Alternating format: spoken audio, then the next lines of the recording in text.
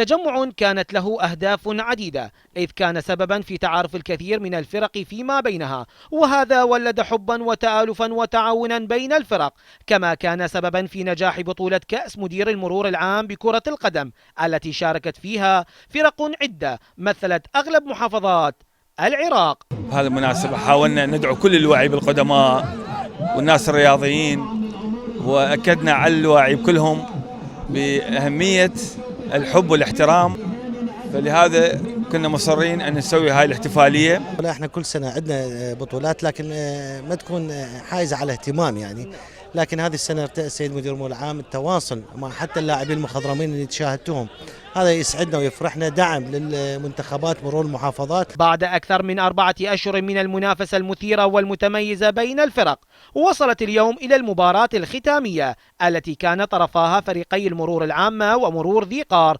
الصفحة الأولى بدأت بوتيرة متصاعدة بين الطرفين رغبة في تسجيل هدف السبق الذي حققه فريق المرور العامة، ما زاده طمعا في تسجيل الهدف الثاني، وفعلا كان له ذلك، لينتهي الشوط الأول بهدفين للمرور العامة مقابل لا شيء لمرور ذي قار.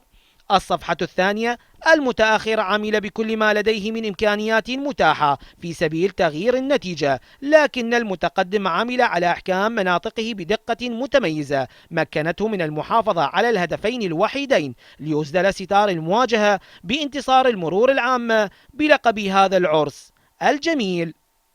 كانت مباراة رائعة، وصلنا للنهاية هو إنجاز، كان بإمكاننا أن خاصة بالشوط الثاني أن نقلب المباراة لكن هذا قدر الله ما شاء فعل. قدرنا نحصل بطولة كأس السيد المدير العام، قدمنا مباراة جيدة ورائعة، وهي كانت بطولة رائعة من حيث التنظيم من حيث الفرق المشاركة. مكاسب جديدة تركتها هذه البطولة التي كشفت النقاب عن ميلان أغلب رجال المرور للجانب الرياضي، ما فتح الباب أمامهم لبروز الكثير من اللاعبين المتميزين في هذا التجمع. مشوار ليس بالسهل على الطرفين بهذه المسابقة، لكن فريق المرور العامة هو من اجتهد وثابر ليصل بسرعة أكبر إلى لقب البطولة الثمين الذي أسعدهم وخفف عنهم متاعب العمل.